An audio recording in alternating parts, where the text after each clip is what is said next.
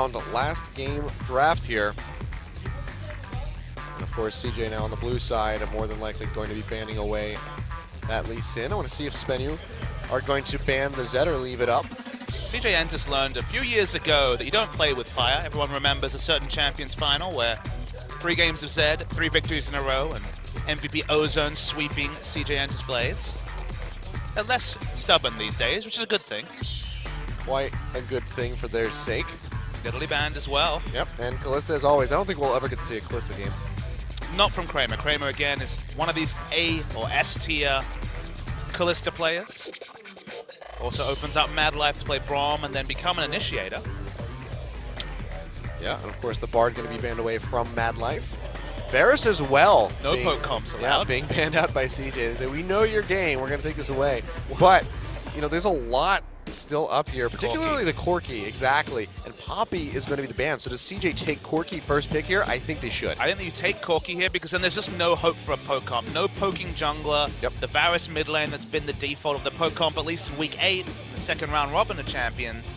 You've also had the Poppy banned away, who's one of the best champions at disengaging for a poke comp. Yep. Feels like SBENU have to go standard, and look, neither the poke nor the standard's been outstanding, but that last win was clean on poke, and now poke basically denied from SBENU. Yep.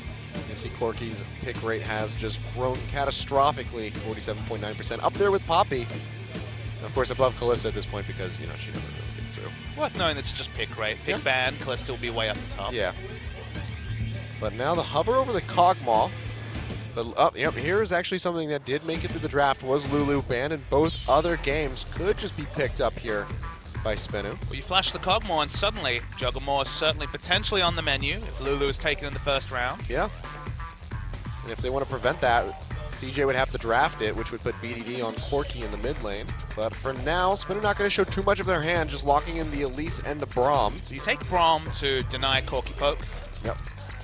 There's always the potential that CJ were going to be the ones to open up poke comp, and Braum's the best champion to deal with that. Again, I think it's a weird world where Braum has higher priority than Alistar, but I guess given double AD, given the sieging comps, and given just the power in taking those early turrets with the global gold they provide, it feels like Braum, as a result of the meta, has really jumped up in priority. Yep, and here we see the hover over Lulu now for CJ.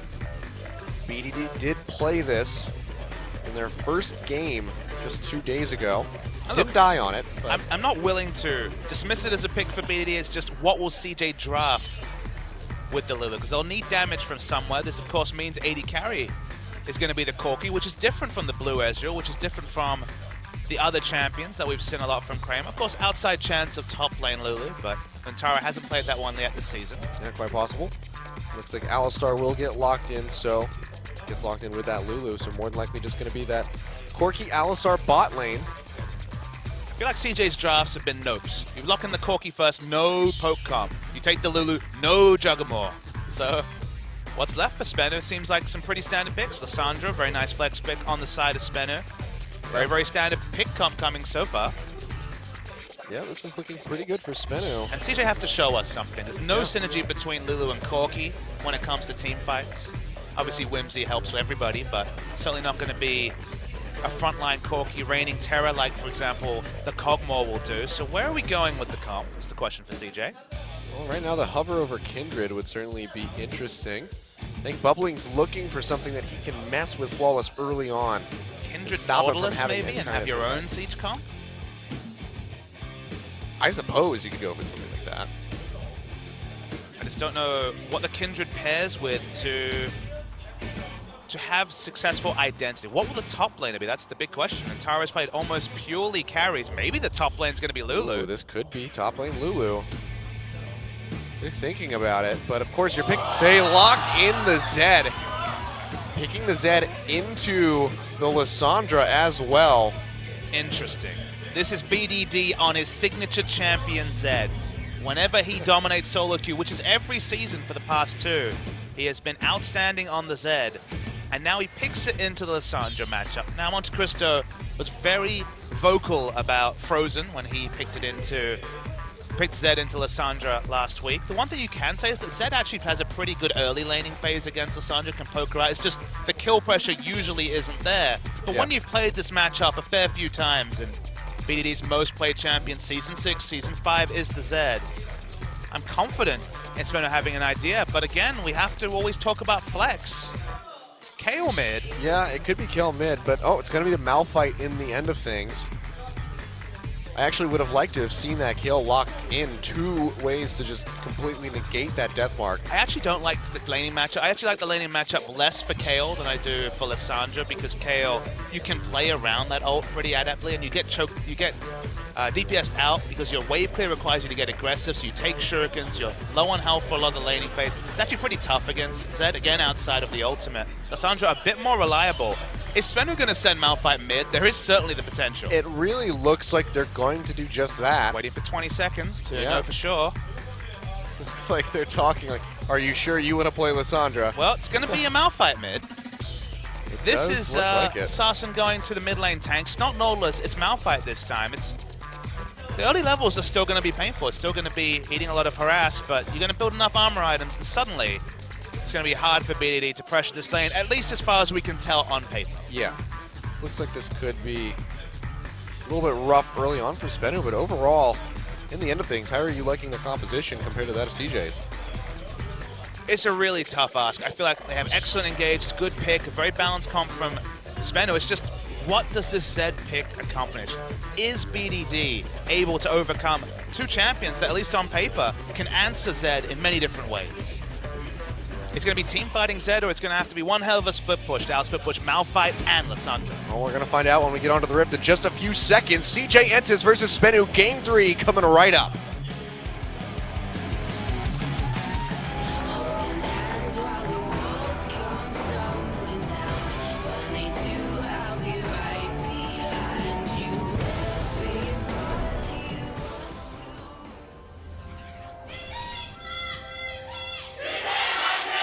소환사의 협곡에 오신 것을 환영합니다.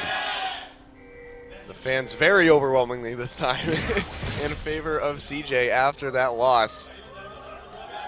Let's see the showdown in the mid lane. Everyone's rocking out between BDD and Sarsen. This is what fans have been waiting to see. The Zed montages from BDD. BDD montage, Zed montage, they're basically the same thing. You use the 2 terms interchangeably because this guy is linked to Zed in a way that no one has been since maybe Faker back after that famous play against Ryu in the blind pick match. So BDD has got an uphill battle, at least on paper. Malphite going to stack a lot of armor, be difficult to kill. Early laning phase, I think, pretty good for the Zed, all things considered, because low wave clear from Malphite, going to eat a lot of free damage.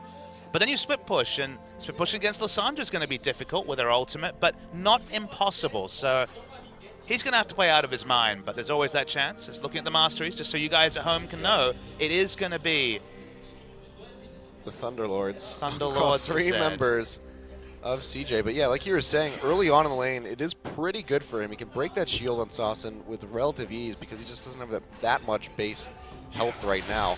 Of course, cloth armor is coming in for Sarsen. He's going to try to mitigate as much damage as possible early on. One thing I want to point out is that it's actually pretty greedy to go the refillable potion instead of pots. Now, eventually that'll probably be turned into a corrupting potion. It's just wanting to get the cloth armor with the first buy, but it's not actually a lot of regen there. It's probably going to have to be a quick back, and it is Ignite Malphite, so could potentially punish that back if it tries to come out early to finish up the corrupting potion. Yeah.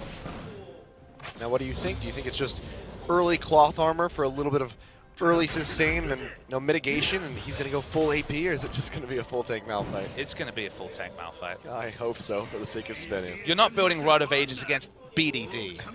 You're not building Catalyst, you're building armor. It might be, of course, the Barmy Cinder first, but Sunfire Cape makes a lot of sense because you need help with the wave clear. And Sunfire Cape has the change. It's just Rabbiden's first item. Well, it's nice to dream.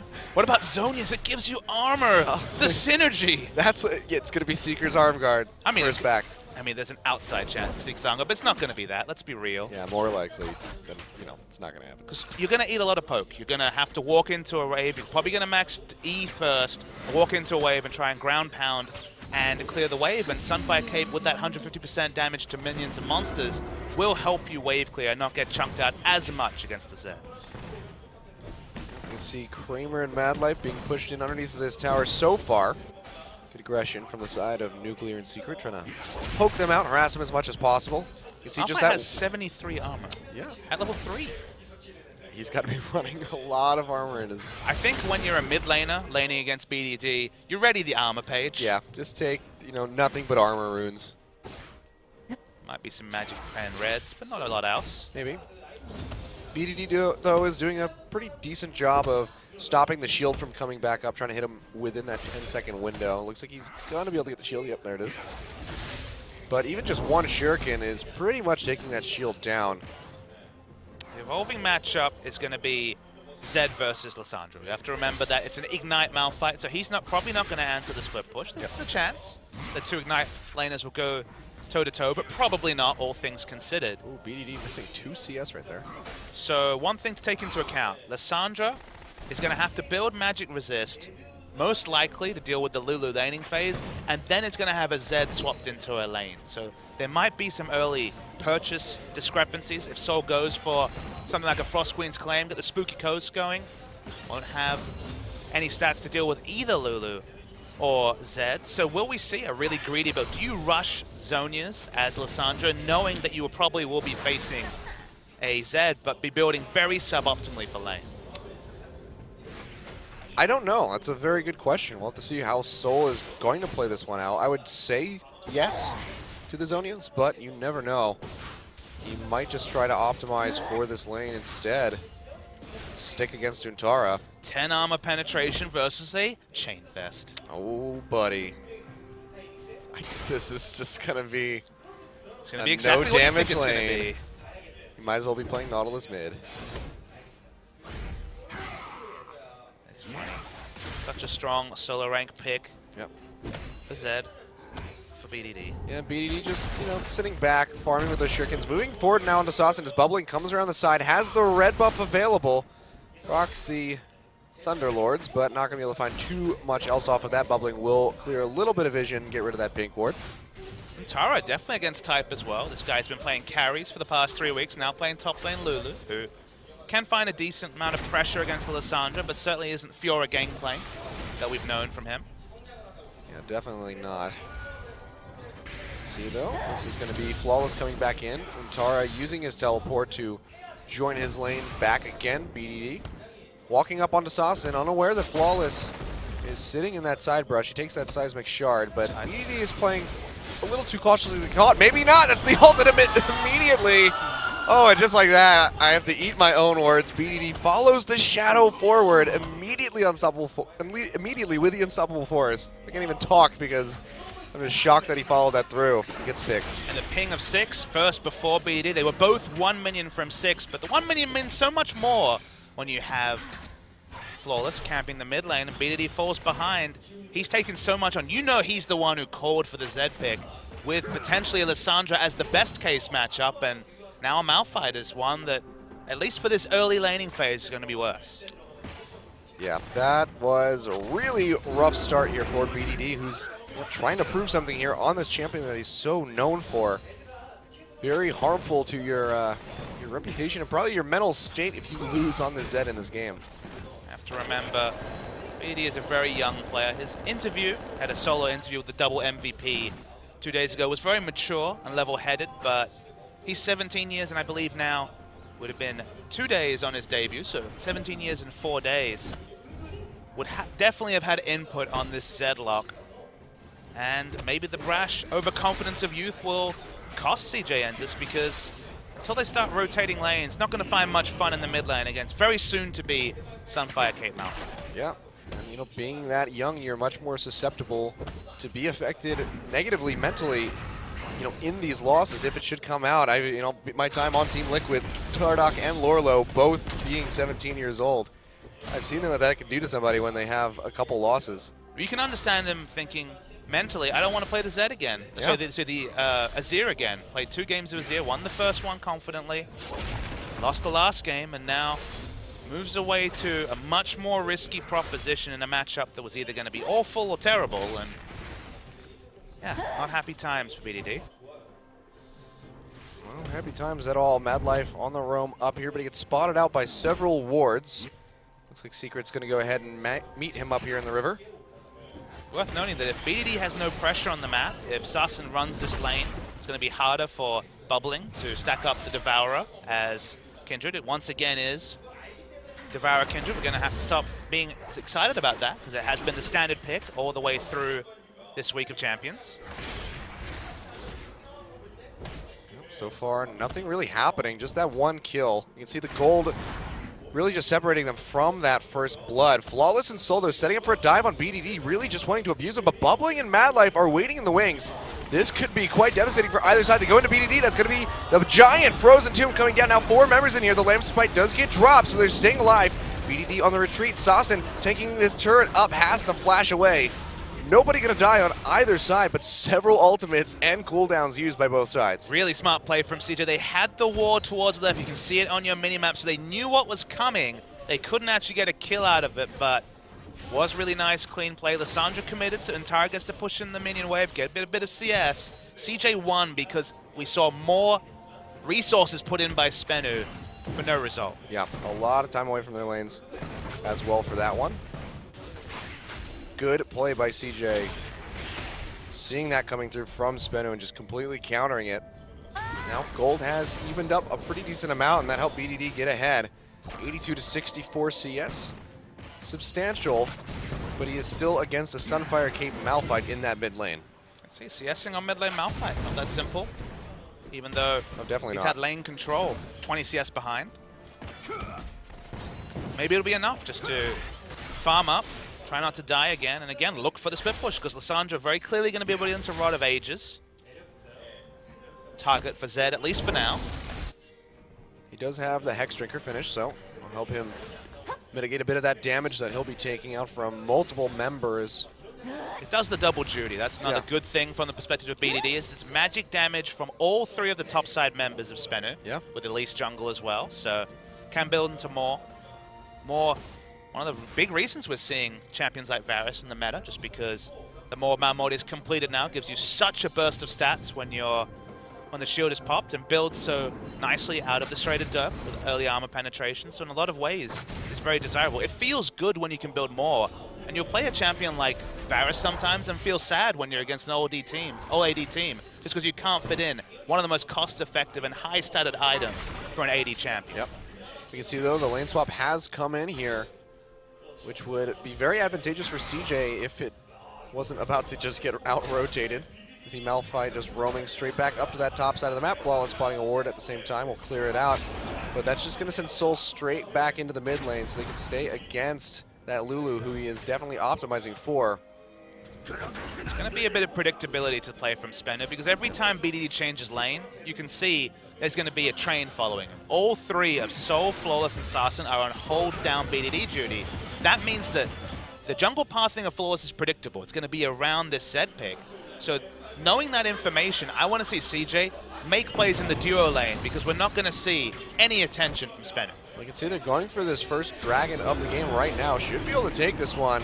Elise just now entering the mid lane. No vision whatsoever over this dragon pit for SBENU. So that's going to be first dragon of the game coming in here for CJ. Nice change off that last game. If CJ are on point here, you use the Zed as the rabbit in the hat. You use him as the magician's trick, just because everyone is focused. Everyone in this audience, everyone watching at home, BDD finally has that Zed. But if BDD is finding farm and everything is being used to hold him down, a lot can happen elsewhere on the map. It's the Singed effect. If everyone's chasing Singed, everyone else is benefiting. And if everyone's changing Zed, it's going to work out for CJ. Yeah, it's just a game of sleight of hand for them. They have to watch the hand that is BDD, be distracted by it, while CJ slips out of the other pocket. And look, if he was behind in CS, if he was 20 CS behind a Malphite, different story. Because he's the one making the aggressive moves and the rotations are coming second and slowly by SBENU, he's still got that 20 CS advantage over his direct lane opponent. Yep, you can see the swap coming right back in, and Tara going to zip his way up to the top side to try to match Malphite, but it's really just going to be a game of cat and mouse. We can already see him recalling. SBENU are losing more from every trade. They've already lost the dragon. They're losing a couple of CS as well. Yep. CJ are winning, even though it looks very comical on paper. Something's definitely very comical, because Greencasters have the audience just cracking up right now. surprised to see the Giants belt second. You usually expect to see Frozen Heart. It's a very obvious itemization choice for Sarsen. Now he's going to have a low mana pool, only 550, all his abilities approaching 100 mana. Sounds like he's going to have one rotation of spells and nothing else because he doesn't have the cooldown reduction that Malphite craves in a team fight. Yeah. We'll have to see if he's going to complete something with this Giant spell or if he's just buying it for now to buffer his passive shield. All Giant's Belt offers a Malphite. Obviously it builds into nice armor items, but all the Giant's Belt purchase offers is more sturdiness against an all-in from Zed at this point in the game. Yeah, I completely agree. The Frozen Heart definitely should be something that Sarsen goes for in the very near future. You're against Lulu, Kindred, Zed. Corki, of course, attack speed is a factor, but not as critical to the kit. That's screaming Frozen Heart to me. Yeah. Madlife coming up here to the top side, pushing Soul back toward his tier 2 as BDD applies a little bit of pressure to this tier 2. Meanwhile, bot lane completely wide open for Nuclear and Secret if they want to go for that tower. Looks like they're going to. He's already down to half HP, so they'll make pretty quick work of that one. BDD doing what he can to get through this one. He'll answer the turret. There's no way for there to be any pressure from spent on the top side of the map, so should also be a Rift Herald. And once again, global trade happens. No control on the bot side for CJ, so they give up this outer turret. In the top side of the map, they get the turret and a Rift Herald with no dragon to punish them. Yeah, meanwhile, SBENU are going for some pressure in this mid lane. Tower down to about half HP. Looks like they realize now with Madlife, a dive would be a little bit too dangerous, so they go ahead and back off. Steal a little bit for the jungle, but rotating down maybe for this tier 2 tower. You said it best with the term sleight of hand. That seems to be how CJ have used BDD on this set, and so far a dragon and a Rift Herald has the advantage. Not reflected in the gold, but making the most of what has been an amusing game of lane swaps. Yeah. You can see, though, Nuclear getting a bit of a lead, of course, ahead of Kramer. Just pretty much being equalized by that one. Oh, Flash, Pulverized, knocks Flawless back. Where can he go? Flashes into the pit, but Madlife roaming around the side. Untara flashes the wall, gets the kill. One on the board for CJ. And now they're putting power back into the bot lane, because guess what? Dragon's going to be respawning just over 2 minutes. They want to clear out any pinks and get to the control there. Fans just really amused by all the rotations in this early game. This is definitely one of those solo queue games where I've got the counter pick and you just keep swapping and swapping. No, I can't fight him. Swap with me. We've already talked a lot about parlor games in our discussion of this early game. It feels a bit like whack-a-mole at this point. Yeah, basically. That mole is BDD, to be clear. Keeps popping around. If you can't get him, all you're going to lose are your tickets. So far, SBENU have lost a dragon, Or tokens. a Rift Herald, and now control around a second dragon. Yeah. They are the one being run around, even though they're probably thinking, okay, we're keeping the Zed down, he has no kills. It's the other objectives around the map that really tell the story. Yep. And with that, Kramer taking down that tier 1 bot tower. Gets himself a nice chunk of gold. Should be able to go back and get his boots and maybe another item towards that Infinity Edge that he's definitely going to be seeking. Let's see a Hex Trick come out from him. Defense. Multiple AP threats in the enemy team. Madlife running forward here. Maybe trying to find something. The culling comes across. Nuclear takes a lot of damage from those shurikens from BDD. They're going to have to back off. Kramer did pick up the package. Likely not going to be able to find any use for it, at least not in the next 20 seconds or so. First time SBENU have got a big advantage. They do take out a mid lane turret. We've seen these turrets lasting 35 minutes this week, so important to take down that objective. Now suddenly CJ has less options when it comes to contesting the second dragon, because the minion wave is going to be pushed much more aggressively towards their inner turret. You can get those lane wards down as well for a potential flank. Souls on Lissandra. They do have teleport flank options. Lissandra Malphite, you get a multi-man Lissandra W. The fight's coming to you from SBENU. Yeah. Well, they do take down that mid tier 1. The gold is all but even, so they gain a bit of ground objectively on the map with that tower being knocked down, but overall gold staying very close and slightly ahead for CJ. The other person who's been the big winner with everyone shadowing BDD has been Bubbling, who has picked up the serrated Devourer 18 minutes into the game. Lots of farming, has had very little lane impact, 15 CS ahead of his opponent. Yep. Madlife gets a headbutt pulverized. Sarsen coming around from the sidelines. They have to show a lot of respect for that Malphite ultimate. Bubbling getting some good vision control as that second dragon of the game has spawned. Question is anybody going to instigate it, or is it just going to be a vision war? It looks like it might be the latter for the time being. Zed is on the split push, so is Soul, but Zed is split pushing without teleport next to the objective that he wants to get. So CJ once again have set up their line Soul's lanes well. TP here. Question is, can he make a play? Dragon already down below half HP. Bubbling is here, jumps into the pit. Gonna try to smite this one away. Can he get it? It's gonna be actually Kramer confirming this one. And CJ more than likely with that objective pickup, gonna just go ahead and back off. Not in much of a position to jump in. It's a poor teleport from Soul. Have to be careful here. Here comes Sasin. Does not get the knockup on Kramer, but Bubbling might go down. Lamb's Spite does get burned out. Can he flash anywhere? Gets the wild growth as well. Flashes over the wall, but Secret and Sasin are right there. Cullen comes across. Nuclear finds the kill. Kramer doing what he can to save Untara's life, but it's not going to happen. A double kill coming out for the Lucian, and 2 more kills on the board for SBENU. 2 nice picks, not respecting the Malphite ultimate. BDD had already entered lane and bot side, so no way he could have been involved. Very nice, decisive initiation from Malphite. They're going to get a minimum an inner turret for this. Yep, really good play by SBENU. Losing out on the Dragon, but making the most of it. BDD gets a bit of damage on the Secret, but can't really threaten his life as there's just too many members of SBENU waiting beside him. So they will go ahead and take down tier 2. 2 towers up now, and the gold lead in their favor by 2,000. Sasin this game is all about the Malphite ultimate. That's not cooldown reductions building, but movement speed. To be able to hit ults like this, was in the right position. Very nice chain onto Bubbling. They couldn't quite burst him down, but BDD, you can see on the minimap, was pushing up the wave. He was starting the split push. He was surprised that his team got caught out. Another nice Glacial Fissure. There's nowhere for Untara to go. 2 kills, an objective. Nice play from SBENU. Yeah. A little bit of a botched Valkyrie there from Kramer as well. Didn't quite get himself out of harm's way. Would have been considerably healthier if he'd been able to dodge that one out. Also, Bubbling just nowhere to go with that flash. I suppose he could have jumped toward BDD.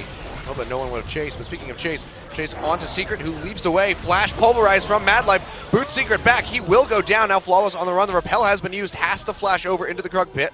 Bubbling on the chase, but not going to be able to follow up. But a nice return pick here from CJ after that last fight. Mad Life once again. Flash pulverized. Been doing that for 4 years now. Keeps doing it. Very clean from Mad Life on the Alistar, but nothing to take with that pick. Just go back to pushing up the waves, getting split pushing where they want. At this point, you probably want Zed in the top lane just because he can collapse onto Baron, and there's no dragon on the map for another 3.5 minutes. Yep. Or CJ gonna have to go and answer this giant wave that's been building up in the bot lane. Kramer though, being pinched on by Sasin and Flawless. Or not Flawless, by Soul. And Tara goes down here to clear out this wave, however, keeping that tier 2 safe for the time being. Kramer gets his buff in the end. Looks like BDD's gonna get some farm in the mid lane. The second item, Ghost Blade, as far as we can tell from BDD. So looking pretty standard. No sign of the Dusk Blade. Yeah, we can see Sasin now starting to pick up a little bit of magic resistance as well with that null magic mantle. Or the, yeah. Null magic. I think Dusk Blade of Drakthar is an underappreciated item. I actually think that people look too much at the passive and their conception of, oh, if it wasn't active, this item would be overpowered. And it certainly would. But the active is the only thing that keeps it in line, because you have to remember, it builds really well. It gives you armor penetration, movement speed, and 75 flat AD, the most flat AD of any item. Has 99% efficiency in terms of what you're paying for, and then the passive is basically a bonus. Yeah. And when you're Zed, who needs to be rotating around these lanes, all those stats are attractive. If you get value out of the passive, wonderful. If you don't, it's still a good purchase. Yes, it is. We'll see though, CJ grouping up his full 5 in this mid lane, trying to get some damage onto this tower. Kramer using those Trinity Force auto attacks to get as much damage as possible. Soul starts pinching up from the river, but realizes there's not going to be too much of a fight, so he goes straight back down to that bot lane. Teleport's going to be available in about 20-25 seconds for him, so if something does break out in the near future, he will be able to join his team.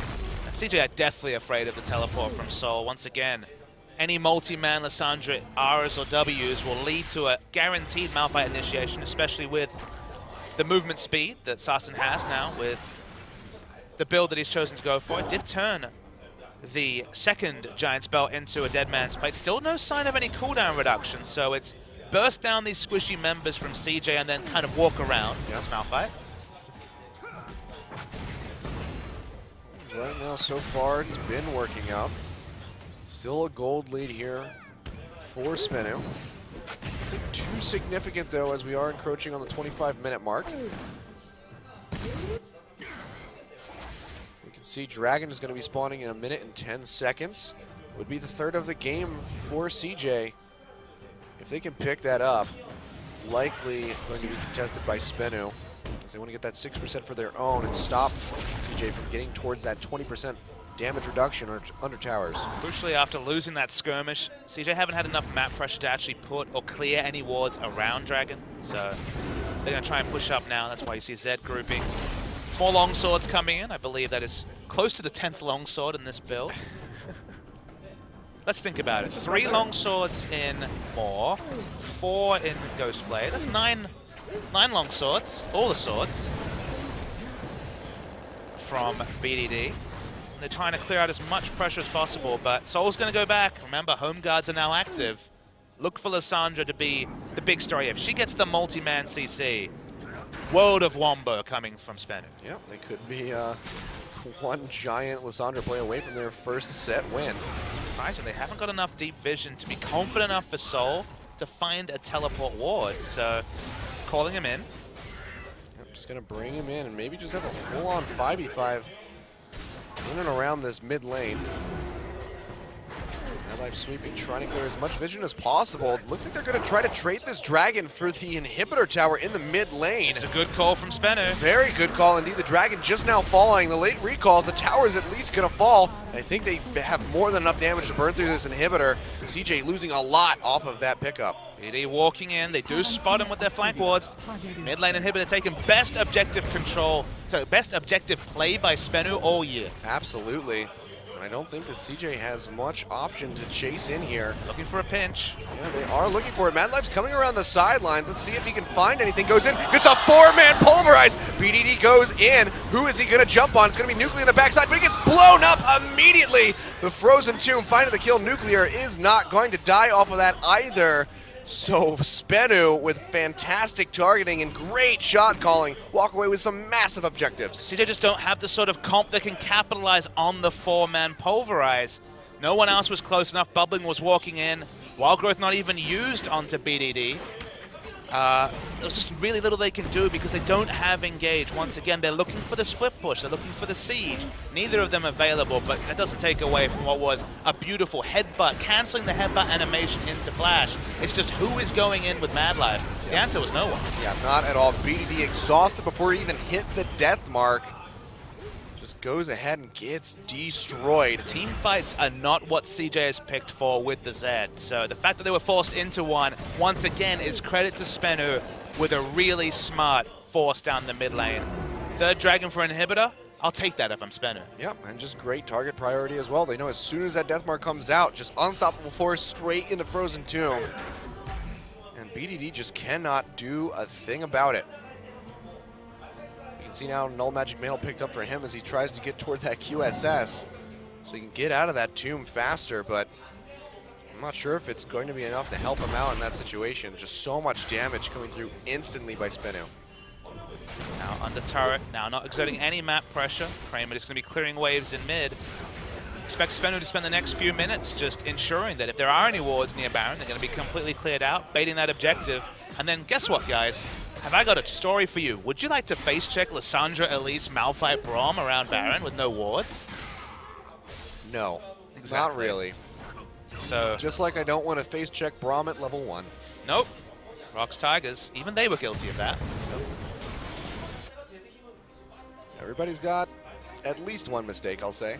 Only 2 Since blue there's- trinkets, both of them on Oh, cooldown. what were you SBENU saying know about that. What were you saying about face checks here? Well, Malphite, sorry, Alistair's probably the one champion that is accepted in that role. I don't know. There's going to be a TP from the backside here from Soul coming in with the home guards. Can he Deep find a TP. target? He's getting cut off by Antara. Follows the glacial path. Madlife by himself. Huge burst on the nuclear by Kramer. CJ might be able to turn this fight. Chunking away at Secret. Down to half HP. Has to leap to Flawless. Still takes a bit of damage. The recalls come through from SBENU. CJ, no, they're not going to be able to make any plays. Not sure about that move from SBENU. They knew where they had exclusive vision, but took a bet that there wasn't defensive vision from CJ in their own jungle. The one spot they could actually get access to, which was punished. Nuclear got chunked out, so they're going to have to rinse and repeat, try something different. Can see what they were going for, but the chances of that coming off are very, very low. Yeah, and now TP advantage over to CJ with Untara still being up. As really CJ's been so close to their base that they haven't been able to teleport anywhere. BDD cannot cross the river. No way for him to put on map pressure. Even though he's on the right side, needs to be on the side where the major objective they want to compete for is. Can't cross the river. He's a ring wraith, I guess? I mean, that's what I'm saying. CJ do pick up the Rift Scuttler, so at least do get some permanent vision in an area where previously they've been denied the ability to place wards. Super Creep still crashing into that mid lane. Not for too much longer, if I'm correct. It should be spawning just a minute and a half or two here. But now this is pretty much all of SBENU playing up by this Baron. Lysandra as well right there. They're just going to start it. They are spotted by the Scuttle Crab, of course. The question is CJ tough enough to actually fight this? SBENU does not have good Baron damage at all. Only Nuclear is doing any relevant damage to Baron, so very hard for them to bait this Baron. They're going straight back into it. Kramer clearing out that mid lane, pressuring on the tower. CJ have to be so careful with their position. No one can group. If two threats group, they will be instantly deleted by Assassin's initiation. Yeah, we can see this is just CJ just bouncing back and forth between this Baron. They're going to get a turret for it, so this is good hovering by them. So SBENU try to threaten the Baron, but lose an objective for it. From a SBENU perspective, they can rinse and repeat this bait because they have the likes of Malphite, Braum, and Flawless on this, at least, I guess to a lesser extent, but specifically Malphite. As long as he's the one tanking Baron, you can peel off it for days because he's hardly losing his passive, tanking up the Baron. But nice play from CJ, keeping their heads. Still pretty competitive, only 1,500 gold between the two teams. Yeah, but just so difficult to find a place where BDD can actually be effective on the set. Yeah, there's just so much wombo potential as we've seen from SBENU. Granted, it's only been on, one or two targets here, but CJ trying to keep it as close as possible, and now Dragon spawning in 10 seconds. This is going to be the fourth of the game. If CJ could confirm this kill, it'd be quite good for them, but of course that 6% stat would be so valuable for SBENU at this point. But CJ using it once again. Sleight of hand's been the story. They're going for this inner turret. Yeah, but the question is, can they exit together? Kramer, of course, does have the package available to him. And Whimsy. So they're all just roaming down, yeah. So they should be able to get out of this one alive. Just have to be careful of this pinch in. Oh, that crit. Yeah, Flawless taking a bit of damage. Will get sustained back up very slightly. Strength of the Aegis procking on the cannon minion. Yeah, and now this is going to be SBENU going straight back down toward this Dragon. They should be able to take this down with relative ease as Nuclear is quite powerful. So CJ not going to be able to steal this one away. They go on to Soul, who has that Frozen Tomb available, of course. So far, Madlife just taking up the front line, has to pop the ultimate, gets stunned by those concussive blows, straight into a Cocoon, taking a hell of a lot of damage. Doesn't look like he's going to be able to get out of this one, has to flash the wall, goes back in, gets a triple knock-up. It's not going to be enough, though. The crits come through from Nuclear, and they take him down. And just like that, CJ's in such a precarious spot as SBENU could still just threaten this Baron. CJ, they only have Alistar as a front line. They did not want to use Oh, that's the Malphite ultimate. Only catches Bubbling. Lamps' Spike comes down to keep him alive. Kramer, though, the Frozen Tomb comes in, tries to burst down Sasin, but all too late. Bubbling does fall. Nuclear finds the kill. Culling comes across. Kramer will live, but takes a hell of a lot of damage. CJ with two members down, there's not a whole lot that they can do. I know it feels bad to use the wild growth on your support Alistar, but he's your sole frontliner. If he dies, basically Sasin is always ready for the flash ult because there's no way for that four-man unit to deal with the tanky frontline and Nuclear, the safest AD carry in the backline. So they just left Madlife to die, and the rest of the team, it's Lulu and 3 damage dealers. Yeah, very little they could do. But this is knowing there's no front line, just instant flash ultimate. Bubbling too slow on the flash as far as I can tell. Did he have it available? He did. Does have the Lamps Respite, so he bought some time, but now we can see on our screens that SBENU started Baron. CJ are there though. Yeah, Madlife back up. Trying to play in the Baron forefront of this one. Yeah, the Baron's getting ready to go down. Looks like it's just going to go ahead and fall. Flawless confirms it. SBENU are looking like they might have the means to close out this set. CJ were not in position. Lulu was actually in base as that Baron was being finished. See a lot of minions pushing from the CJ side, but going to be easily cleared out by SBENU.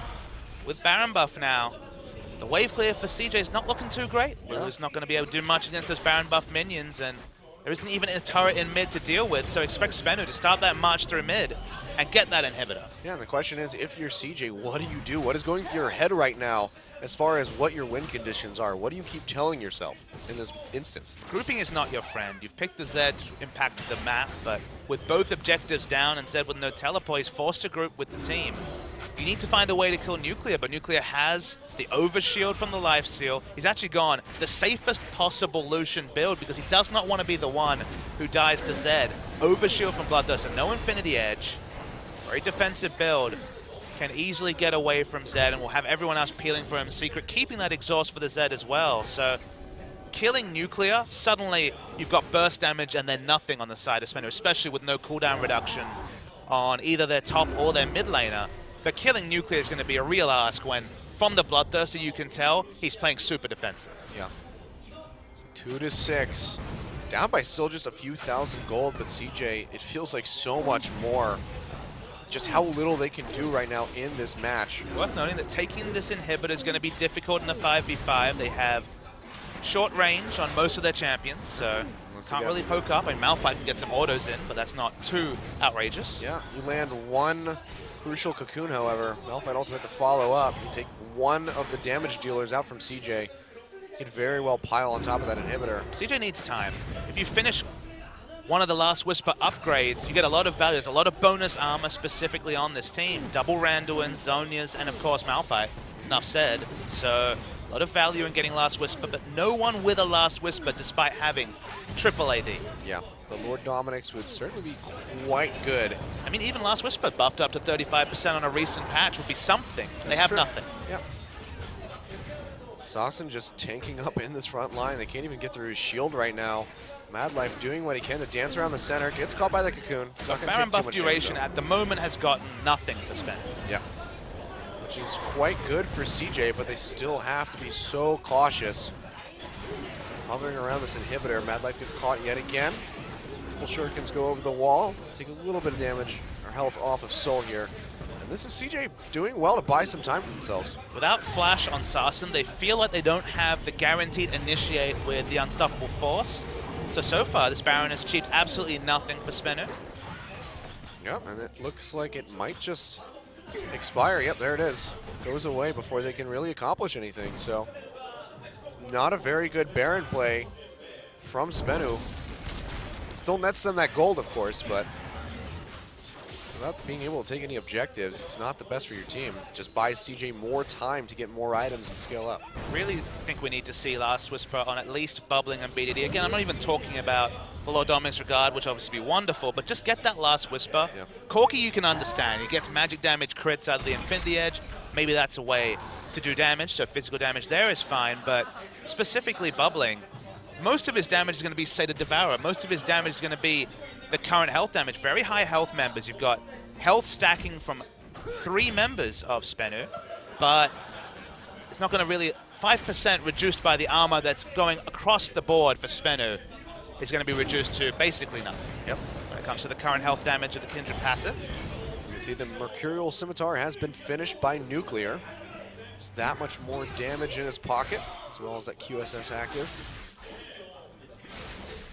4.3 thousand separating these teams right now. BDD just trying to farm up as much as possible. So let's go to the other side of the coin. We talked about what CJ needed to get back into the game. Honestly, it's a reprieve, which they got with this Baron. The issue for SBENU was they had teleport on Soul, and yet they all grouped mid, tried to force down an inhibitor that was going to be very difficult to pick up. They never pushed up their minion waves, and this has been something that's been on display from SBENU all season.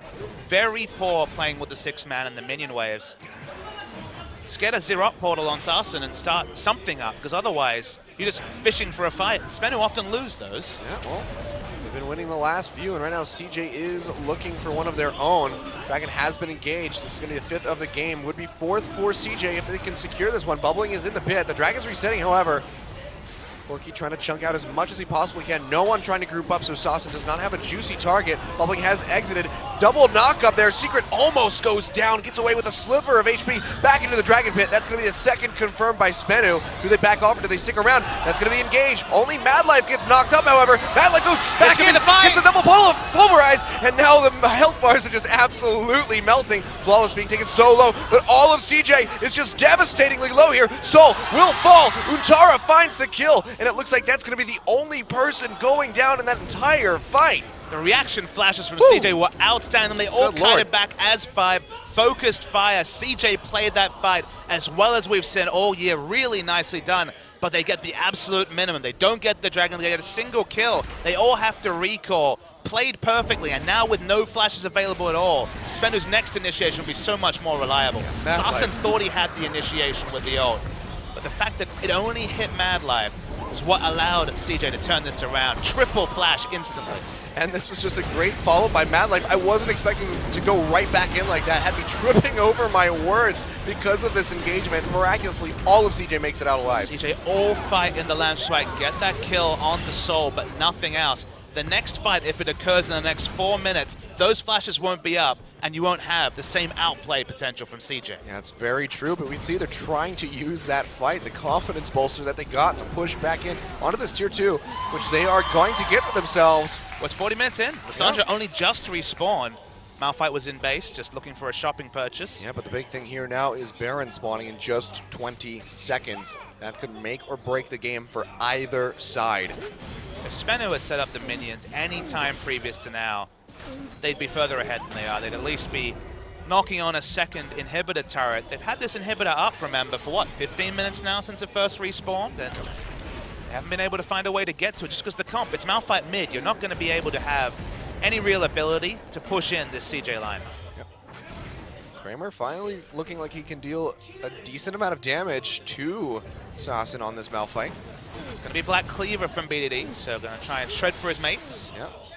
Question is, can he get to that point before this fight breaks out at the Baron Pit? There's lots of what ifs. Can they finish the Black Cleaver? Can we find gold on bubbling Can they win for a last whisper? Can they allow flashes to be up on the side of CJ before they fight again? Because again, they will be polar opposites when they don't have the flashes. Yeah, this is SBENU just pushing straight down this mid lane. They're going to go for the open inhibitor. Worked pretty well last time. Yeah, and I don't think that CJ can really afford to give that up, so they're trying to pile back into the base here, going through the side gate. Funneling in one by one, but for now they're okay. They get here in time. But this is the issue.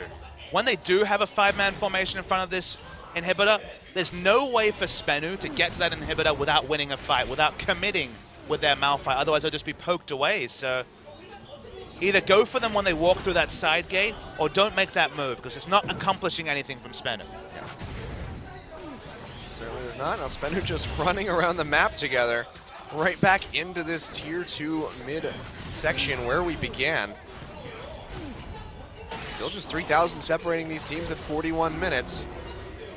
One fight just wins the game for either side. Sassen has flash, and still no one on CJ does. So Sassen needs to make the hero initiate. Kramer trying to chip out as much as he can. Glacial Path will not be followed by Soul. So CJ's peeling back a little bit.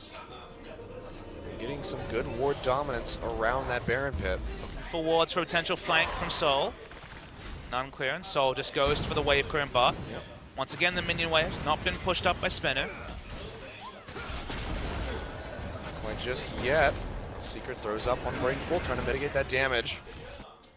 Will block the majority of it. Soul just now arriving at the wave, should be able to clear this out. CJ are seeing him. They're confident that there's not too many wards. They know there's one on the other side of the pit. They've started up this Baron, however. It's a blue trinket ward. He can't teleport to that. That's very true. I only saw it on the minimap, but he can teleport to that one right there. But CJ have already peeled off of the Baron. It's a really poor teleport. Wasn't in base, wasn't going to get the home guard buff. So again, it's just a positioning teleport. They gain nothing from it. Yeah, whether it was the intent or not, it's a great play by CJ. Getting rid of that cooldown. Untara, of course, does have his. So suddenly they have that advantage for themselves.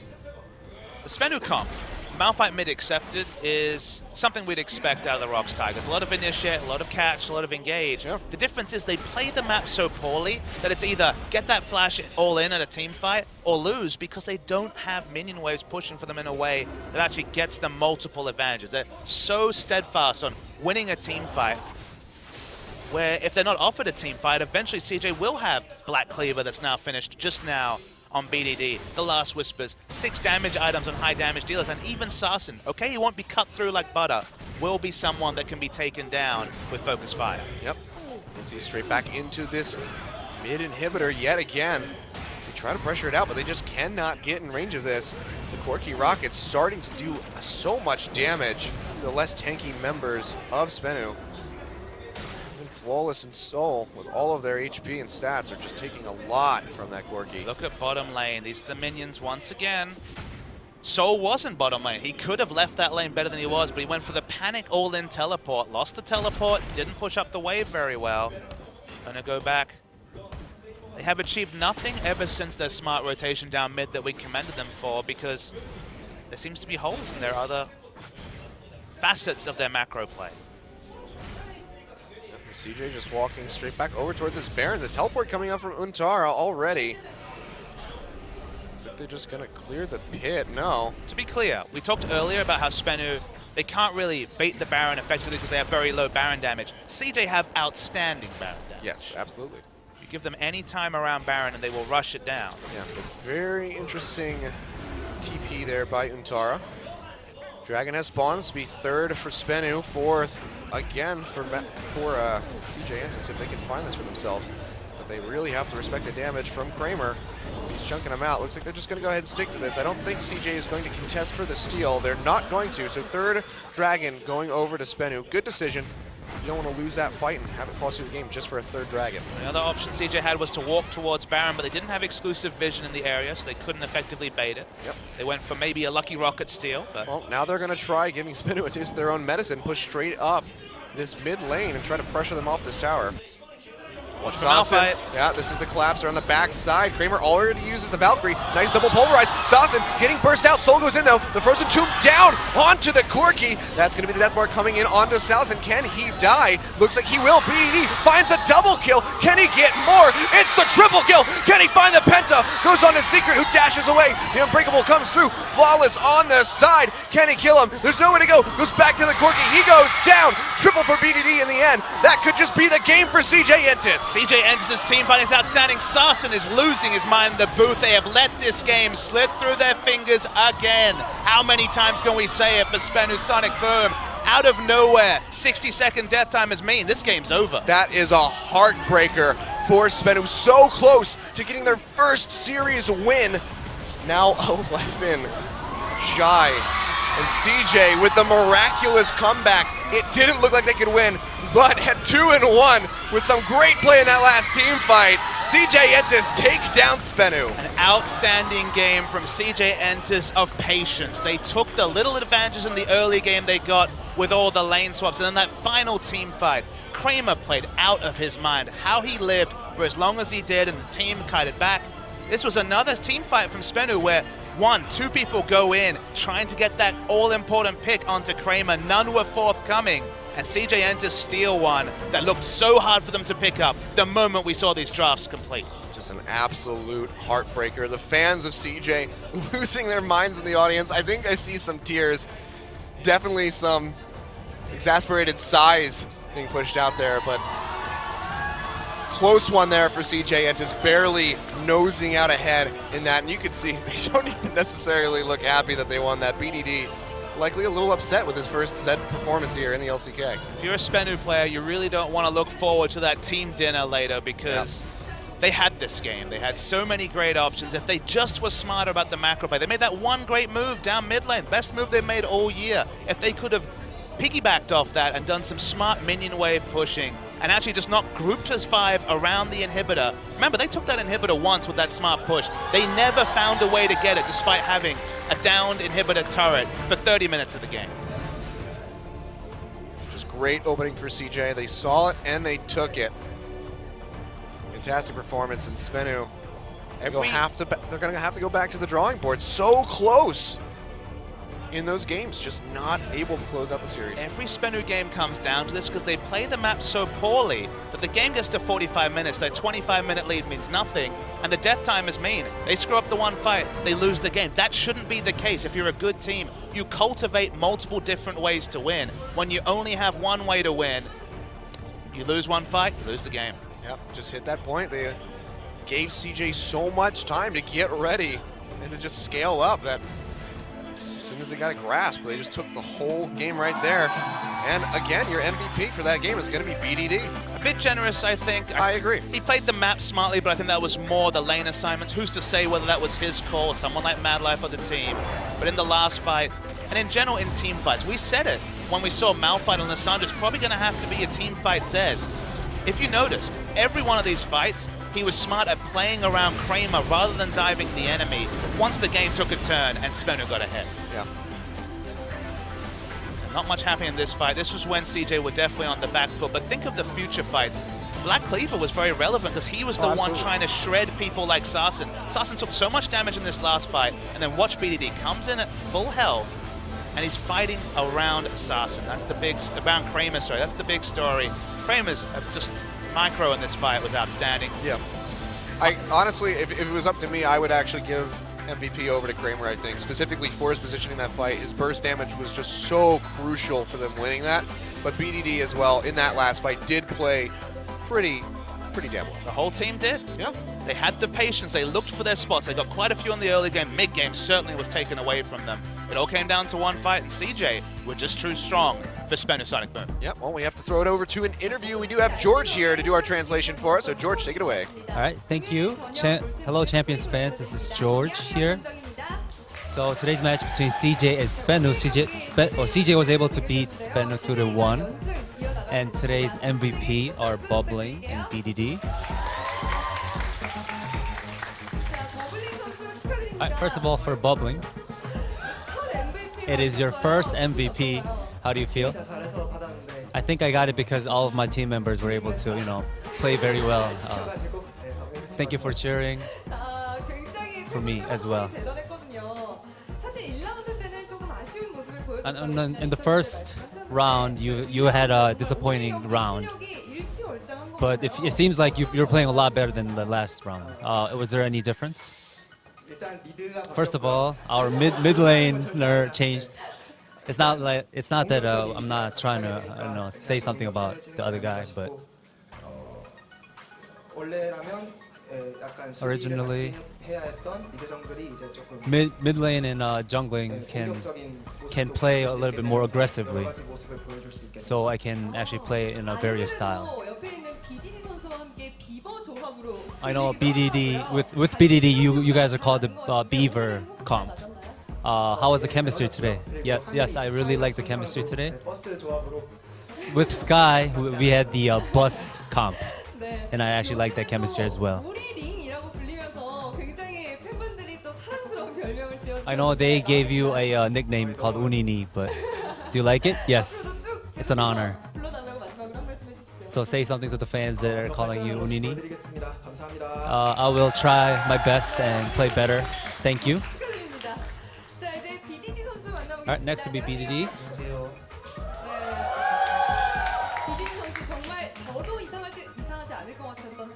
On the third set, it seems like you guys almost lost. How do you feel? I really don't know why I got the MVP. Because I didn't play very well, and I still can't believe that I got the MVP. I know you are well known for your Zed plays, but how did you feel about the third set? I know our team members are actually trying to, cheer up and saying that we can win it. So I played very hard, and it seems like that actually helped a lot. I know the mid lane mouth fight came. So what was your feeling about that? I didn't actually expect that, and I didn't like it, like the pick. And the last team fight, it was a very, very big win for you. How did you feel after the team fight? I know. I know if I picked the AP champ, then it could have been an easier win, but it was a hard win, and I still can't believe I got the MVP. So after last game, you said that you're not gonna disappoint all the fans that write about you, comment about you. I read all the comments, and I saw couple of you said I always blink. This is because it's a little bit stressful and I'm nervous. That's why I'm blinking. All right, please say something to the commenters. Please stop writing about that. That'll stop him. And he's also said he's not going to disappoint the fans as well. All right, please say something to the fans that love CJ.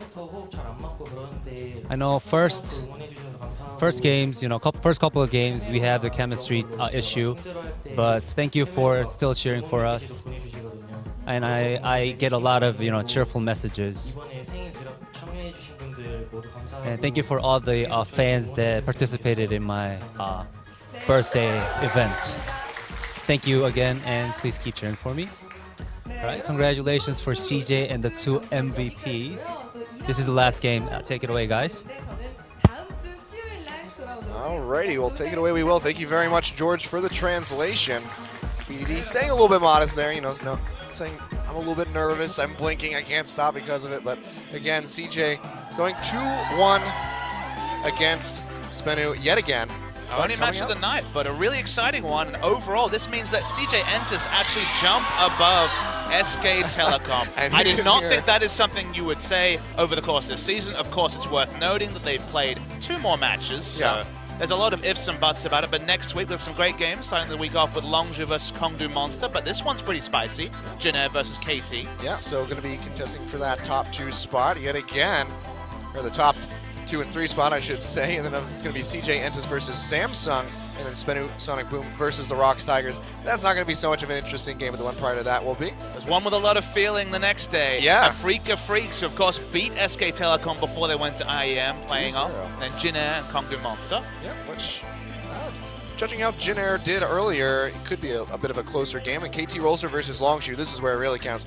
And then Samsung versus Rocks Tigers, who are going to try their hand at taking down the top team right now. Looks like the top 5 are going to be action next Saturday, so that's going to be an exciting one. I'm excited to see CJ now play that real opposition, right? Play against those top teams. Samsung's a good start for them, but more importantly, Achilles, you've done it. You've made it through your first week here. It was a little rough, some bumps in the road here and there, but for the most part, I think it was pretty decent on the way through. From the little I've seen, the Champions fan have been receptive, so it's great to have you here. We're going to see more of Achilles coming next week. We've got to outro fast, because guess what? Korean Cast has got to get to IEM. Yep, IEM is starting up, so we're going to say goodbye. We'll see you guys next week for Champions. Don't go anywhere. IEM just coming up.